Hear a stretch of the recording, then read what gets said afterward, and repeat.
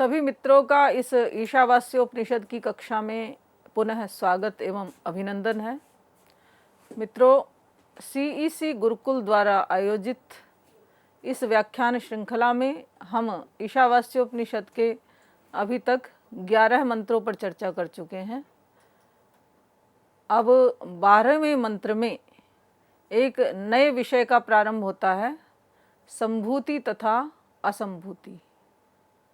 तो जिस प्रकार से हमने पिछले 3 मंत्रों में विद्या और अविद्या के सह अनुष्ठान पर चर्चा की थी, उसके एक साथ हमें परिपालन करते हुए अपने कर्म करने चाहिए या अपनी उपासना करनी चाहिए, तो सह अनुष्ठान पर बल दिया था। तो इस प्रकार से यहाँ पर 2 विद्याएं और हैं जिनकी उपासना करने की और श्रुति निर्देश करना चाहती है, और इनको ही कहा जाता है संभूति तथा असंभूति। तो सबसे पहले हम मंत्रोच्चारण करेंगे। ओम अंधन्तमः प्रविशन्ति ये असंभूतिमुपासते ततो भूय इव ते तमो य उ संभूत्यामृतः। ये असंभूतिम उपासते ते अंधन्तमः प्रविशन्ति ते ततः भूय इव तमः प्रविशन्ति ये उ संभूत्याम रतः।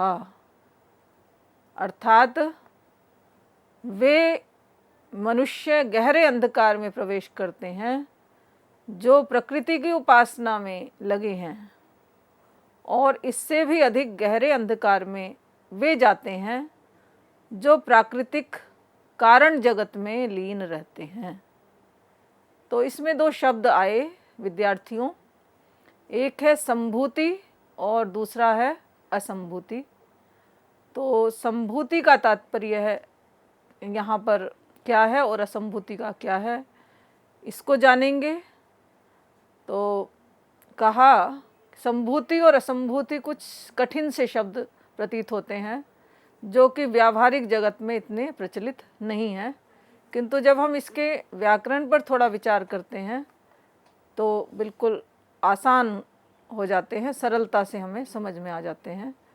तो संभूति के लिए कहा, संभूति शब्द कैसे बना है, तो सबसे पहले विचार करते हैं। सम उपसर्ग पूर्वक भू धातु से 3 प्रत्यय के योग से संभूति शब्द हो जाता है सिद्ध, और इसका तात्पर्य क्या है, संभवनम संभूति। भू धातु का अर्थ सभी जानते हैं, जो सत्ता में है उसी को क्या बोला जाता है, भू, होना। तो संभवनम संभूति, और सम उपसर्ग लगा दिया इसमें, तो अर्थ क्या व्यक्त हुआ, सम्यक प्रकार से जो अभिव्यक्त हो गया है, सम्यक प्रकार से जो स्थित है, अभिव्यक्त है, उत्पन्न हो गया है, उसी को यहाँ पर क्या कहा है, संभूति कहा है। सा यस्य कार्यस्य सा संभूति, और यही क्या है, कार्य जगत है। तो हमारे समक्ष जो प्रकृति के 2 रूप हैं, एक कार्य जगत के रूप में और एक मूल प्रकृति के रूप में, जिसको कि हम कारण जगत भी कह सकते हैं। तो संभूति हो गया कार्य जगत, अर्थात जो व्यक्त हो गया है, अच्छी प्रकार से व्यक्त है, या फिर जो अच्छी प्रकार से प्रकट हो गया है, जैसे कि वृक्ष, वनस्पतियाँ और नदी, पहाड़, जितना भी ये सब संसार है, ये सब संभूति है, जो व्यक्त है, प्रकाशित है। और इसके विपरीत जो रहेगा वही क्या है, असंभूति, जो प्रकट नहीं हुआ है। ऐसा नहीं है कि वो विद्यमान नहीं है, किंतु जो जगत हमें या हमारी चर्म चक्षुओं से दृष्टिगोचर नहीं हो पा रहा है, वही क्या है, असंभूति है। जो प्रकट नहीं होता है वही क्या है, असंभूति है। तो इन शब्दों पर अब हम थोड़ा सा भाष्य की दृष्टि से विचार करते हैं। तो भाष्य में आया, अधुना व्याकृत अव्याकृत अव्याकृतोपासनयोः समुच्चीचिषया प्रत्येकं निंदा उच्यते अंधं तमः प्रविशन्ति ये असंभूतिमुपासते ततो भूय एव ते तमो यौ संभूत्यामृतः। तो इसमें भाष्यकार कहते हैं कि व्याकृत और अव्याकृत, व्याकृत से तात्पर्य संभूति जो व्यक्त हो गया है। मनुष्य को भी व्यक्ति शब्द से बोला जाता है। मनुष्य शब्द जो है व्यक्ति भी उसका एक नाम है, क्योंकि वो व्यक्ति अपने रूप को प्रकट करता है, अच्छी प्रकार से व्यक्त है। और व्यक्त से विपरीत अव्यक्त। तो यहाँ दो प्रकार की उपासनाओं का जो है श्रुति निर्देश करती है, किंतु पिछले वाली जो मंत्र था हमारा, उसमें विद्या और अविद्या को प्रत्येक को करने पर तो निंदा की गई थी, अर्थात अलग अलग करने पर निंदा की गई थी, पृथक पृथक करने पर, किंतु उनके सह अनुष्ठान की प्रशंसा की गई थी और उसका फल भी जो है उस पर भी विचार हुआ था। तो बिल्कुल वही जो है शैली यहाँ पर भी है। और इसमें क्या कहा आचार्य ने कि व्याकृत जगत यानी व्यक्त जगत और अव्यक्त जगत की जो उपासना में लीन है, वो यदि केवल एक को महत्व देते हैं और दूसरे को गौण समझते हैं तो वो गहन अंधकार को प्राप्त करते हैं।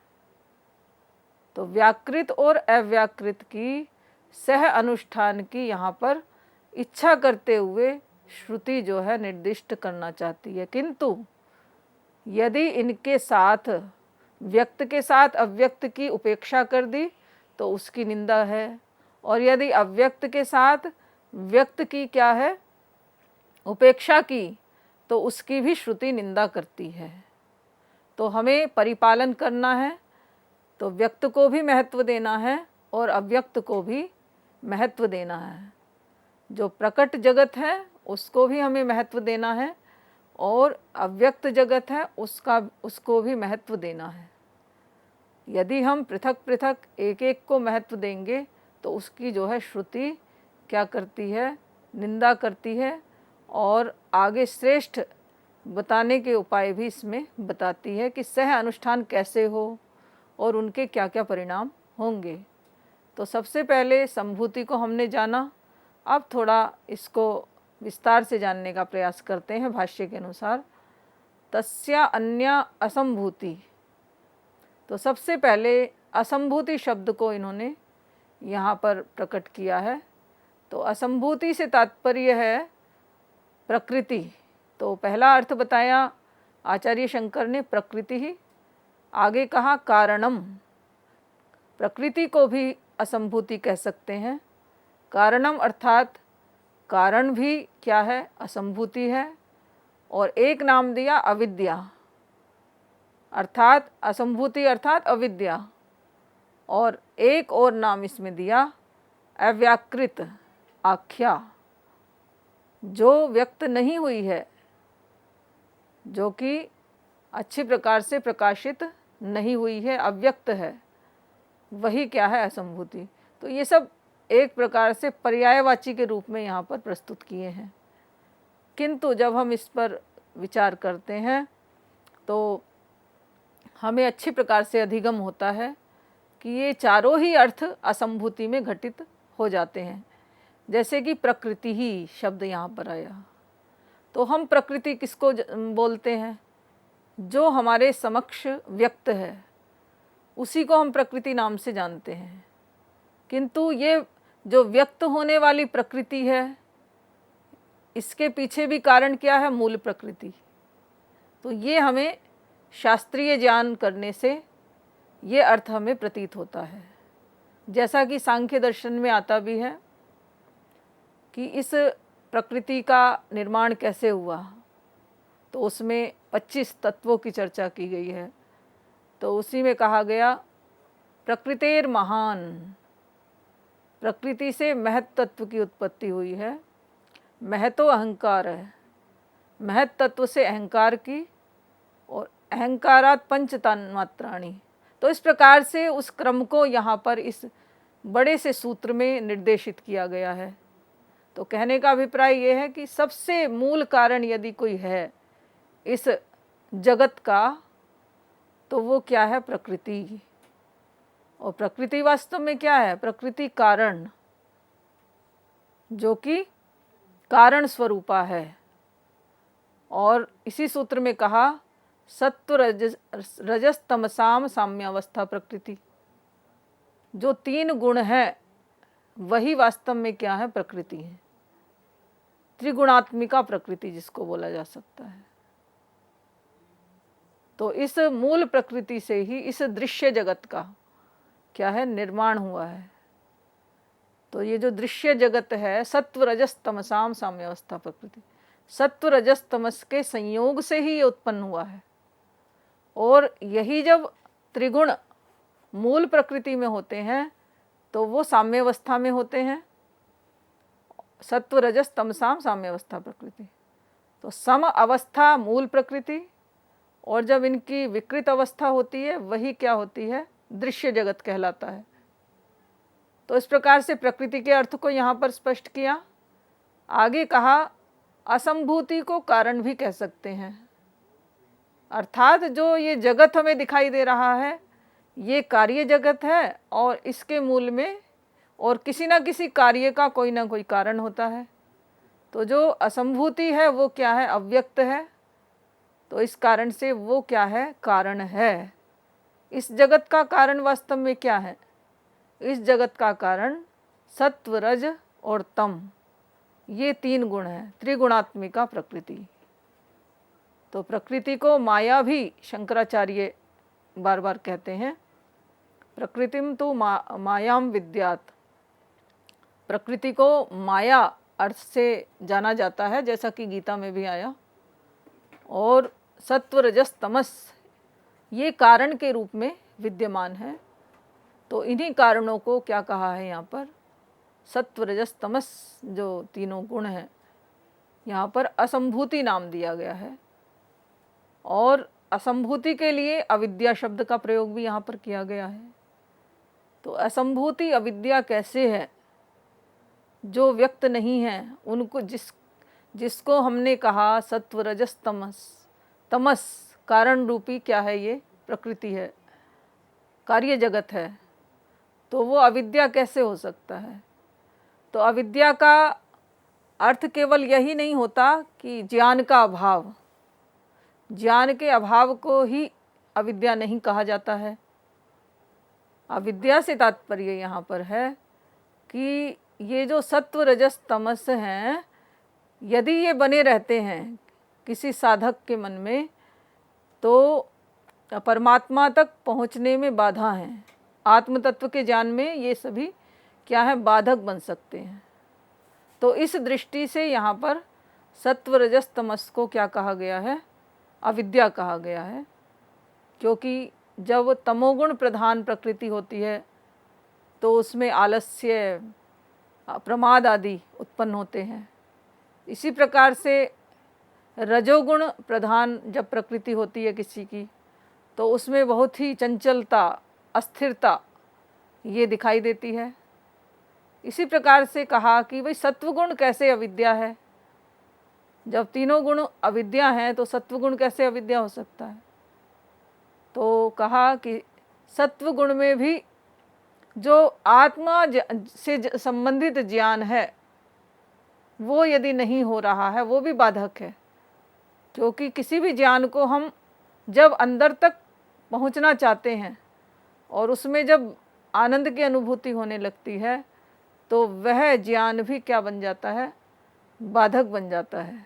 तो अविद्या में ही रमे रहें, उससे उसी में आनंद आने लगता है, तो वो भी क्या है? सतोगुण में बने रहना भी क्या है? एक प्रकार की अविद्या है। तो इस दृष्टि से यहाँ पर अविद्या शब्द को यहाँ पर असंभूति के अर्थ में प्रस्तुत किया गया है।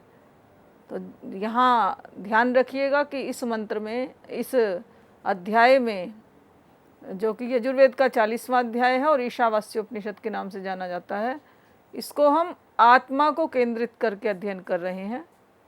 तो इसमें आत्मा से संबंधित ज्ञान का विशेष रूप से प्रकाश डाला जाता है। और इन मंत्रों का देवता भी सबका आत्मा देवता है। देवता से तात्पर्य यहाँ पर होता है वेद मंत्रों में, उसका प्रतिपाद्य विषय।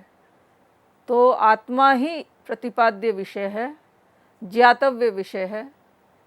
तो उसके मार्ग में, उसके जानने में जो भी बाधक है वो सब अविद्या नाम से यहाँ पर कहा गया है। अव्याकृताख्याम, और एक नाम इसको क्या दिया गया, जो अव्याकृत है, व्यक्त नहीं होती है, उसको भी यहाँ पर क्या कहा गया, असंभूति कहा गया है। ताम असंभूतिम अव्याकृताख्याम प्रकृतिम कारणम उपासते। तो उसी को स्पष्ट किया, उस ऐसी असंभूति अर्थात अव्याकृत प्रकृति की जो उपासना में लीन है, उसी में रमे हुए हैं। कि जैसे भी हम कितने वस्तुओं का जीवन में प्रयोग करते हैं, तो उन साधनों की खोज में लगे रहना, जिस प्रकार से वैज्ञानिक होते हैं तो वो एक के बाद नए नए आविष्कार करते रहते हैं। तो उनका ध्यान किस पर है, संभूति पर नहीं है, किंतु उस के पीछे क्या कारण है। यदि जल की गति निम्न है, नीचे की ओर बहता है जल, तो उसके पीछे क्या कारण है। अग्नि ऊपर की ओर ही जाती है, तो उसके पीछे क्या कारण है। तो इस प्रकार से जो वैज्ञानिक खोज करने में लगे रहते हैं, या फिर जो अव्याकृत प्रकृति को कि कोई पदार्थ कैसे बना, किस प्रकार से इसका निर्माण हुआ, और इस इतने वो तल्लीन हो जाते हैं कि जो शरीर है, परिवार है, और जो आवश्यक उनके कृत्य हैं, उनकी ओर वो ध्यान नहीं देते। तो एक की उपेक्षा हो गई, किंतु दूसरे की ओर वो जो है अपना पूरा सामर्थ्य और पूरी शक्ति लगा रहे हैं। तो वैज्ञानिकों का जीवन ऐसा होता है, किंतु इसमें अभाव क्या है। अभाव एक तो संभूति की उपेक्षा है, और दूसरे परमात्मा ज्ञान नहीं है, परमात्मा ज्ञान में इतने लीन नहीं है वो। तो उस प्रकार से इस असंभूति की यहाँ पर क्या की गई है, निंदा की गई है। यदि केवल संभूति में रत रह, असंभूति में रत रह करके ही आप अपना जीवन जी रहे हैं, तो वो श्रेष्ठ जीवन नहीं है। तो उसमें सह अनुष्ठान की बात अग्रिम मंत्रों में आएगी, उसके फलों की भी चर्चा उसमें हो गई। तो कहा ये ते, फिर फल परिणाम इसमें क्या मिलता है। तो इसी में भाष्य में खोला, स्पष्ट किया, ये ते तदनुरूपमेव अंधन तमः अदर्शनात्मकम प्रविशन्ति। जो इस प्रकार के व्यक्तित्व हैं, वे क्या होते हैं, अंधन तमः प्रविशन्ति। और इसमें एक शब्द आया तदनुरूपमेव, वे भी क्या हो जाते हैं, तदनुरूप ही हो जाते हैं। यानी अव्याकृत की उपासना कर रहे हैं और कारण तत्व में विलीन हो रहे हैं, कारण को जानने में ही संलग्न हैं, और मूल प्रकृति के जो कारण हैं उसकी खोज में ही जो लगे हुए हैं, वो उसी के जैसे हो जाते हैं। तो कोई विशेष लाभ नहीं हुआ उनको, जड़वत हो जाते हैं, ऐसा कहना चाहिए उनको। तो अंधन तमः प्रविशन्ति, वो गहन अंधकार में प्रवेश करते हैं। आगे कहा, ततः तस्माद् अपि भूयः बहुतरम इव तमः प्रविशन्ति यौ संभूत्याम रताः। और उससे भी गहन अंधकार को वे लोग प्राप्त करते हैं जो संभूत्याम रतः। संभूत्याम से तात्पर्य कार्य ब्रह्मणि हिरण्य गर्भाख्ये रथा, जो इस कार्य ब्रह्म में लीन है। तो कार्य जगत के जो समुपासक हैं, और उसके लिए एक शब्द यहाँ पर दिया, हिरण्य गर्भाख्ये रथा, अर्थात जो हिरण्य गर्भ, जो व्यक्त जगत है, उसकी उपासना में ही जो लगे हुए हैं। तो हिरण्य गर्भ भी किसकी अधिष्ठानता में कार्य कर रहा है, ये हमने पिछले मंत्रों में जाना था। तस्मिन् नपो मातरिश्वा दधाति। तो ये जो हिरण्य गर्भ है, व्यक्त जगत है, सूर्य, चंद्र, अग्नि, वायु, पंच महाभूत, ये सब हिरण्यगर्भ हैं। और परमेश्वर का भी नाम हिरण्यगर्भ है, क्योंकि वो इन हिरण्यों रूपी को क्या करता है, अपने गर्भ में धारण करता है। तो उसको कहा इस कार्य ब्रह्म की उपासना में ही जो संलग्न हैं, ऐसे व्यक्ति तो और भी गहन अंधकार में जाते हैं। तो इसमें हम कुछ और विचारकों के या और भाष्यकारों के अर्थों पर भी जो है कुछ अध्ययन कर सकते हैं। तो व्यक्त होने का तात्पर्य ये है यहाँ पर, या संभूति का तात्पर्य जो महर्षि दयानंद ने किया है या अन्य भाष्यकारों ने किया है, वो इस प्रकार से भी किया जाता है कि जो केवल अपने देह को ही सब कुछ समझकर इसके सुख साधनों में ही जो संलग्न हैं, अब मतलब जो काम से प्रेरित या वासना प्रेरित जो हमारे कार्य हैं, इस देह को सुंदर बनाने में ही लगे हैं, केवल देह केंद्रित हैं, ऐसे व्यक्तियों की यहाँ पर निंदा की गई है। और असंभूति से तात्पर्य जो कार्यों के को देख करके उनको कारणों की खोज में लगे हुए हैं, वैज्ञानिक आदि। तो कहा भी जाता है कि यावत जीवेत सुखम जीवेत, ऋणम कृत्वा घृतम पिबेत, भस्मीभूतस्य देहस्य पुनरागमनम कतः। तो जो केवल देहात्म भाव में जी रहे हैं, देह को ही सब कुछ मान करके, सर्वोपरि मान करके अपना पूरा सामर्थ्य इसी को सुखी बनाने में जो लगा देते हैं, ऐसे लोगों को ही यहाँ पे क्या कहा है, संभूत्याम रतः। ऐसे व्यक्तित्व संभूति में रत रहते हैं, केवल शरीर जो है वही सब कुछ है, ऐसा जो मान रहे हैं। और ये जो भौतिक सुख साधन है यही सब कुछ है। तो इस प्रकार से यहाँ पर संभूति और असंभूति के अर्थों को प्रस्तुत किया गया। अग्रिम कक्षाओं में इस पर और भी चर्चा की आवश्यकता है, तो हम इस पे आगे भी विचार करेंगे। तब तक के लिए धन्यवाद, नमस्ते।